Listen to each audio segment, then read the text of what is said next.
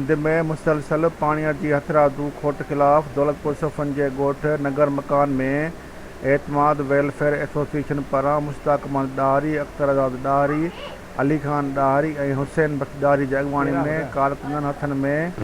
मुतालबनि वारा पम्फलेट खणी सख़्त नारेबाज़ीअ सां अलमदार चौक खां रैली कढी एहतजाजी मुज़ाहिरो कयो। माण्हुनि ख़िताब कंदे चयो त पंजाब पंहिंजे जबरी ॾाढ वसीले सिंध जे हक़नि ऐं हिसे जो पाणी रोके सिंध में करबला ऐं यज़ीद जी तारीख़ वरजाए रहियो आहे।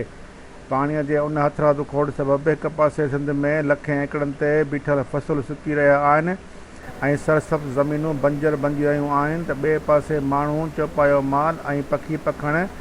उञ मरी रहिया आहिनि। हिननि वफ़ाक़ जे इतिहादी सिंध सरकार खे सिंध में पाणीअ जे हथरादू खोट वारे ख़ात्मे लाइ किरदारु अदा करण जी घुर कई ऐं अदालतुनि खे पिणु इल्तिजा कंदे मुतालबो कयो त सिंध जे पाणीअ ते पंजाब जी